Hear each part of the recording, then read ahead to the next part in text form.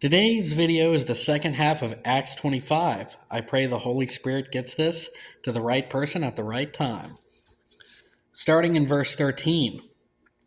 A few days later, King Agrippa and Bernice arrived at Caesarea to pay their respects to Festus. Since they were spending many days there, Festus discussed Paul's case with the king.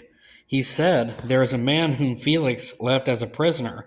When I went to Jerusalem, the chief priests and the elders of the Jews brought charges against him and asked that he be condemned.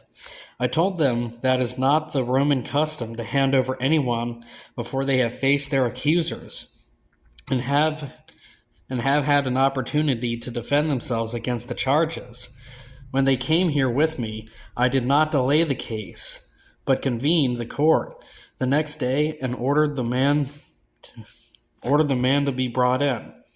When his accusers got up to speak, they did not charge him with any of the crimes I had expected. Instead, they had some points of dispute with him about their own religion and about a dead man named Jesus, who Paul claimed was alive. I was at a loss how to investigate such matters, so I asked if he would be willing to go to Jerusalem and stand trial there on these charges. But when Paul made his appeal to be held over for the emperor's decision, I ordered him held until I can send him to Caesar." Then Agrippa said to Festus, "I would like to hear this man myself." He replied, "Tomorrow you will hear him."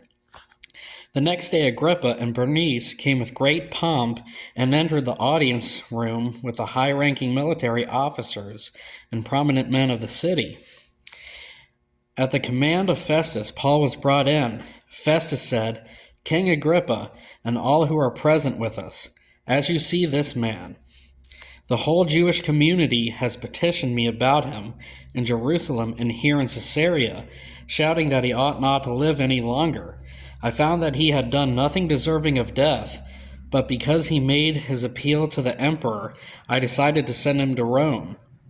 But I have nothing definite to write to his majesty about him. Therefore I have brought him before all of you, and especially before you, King Agrippa, so that as a result of this investigation, I may have something to write.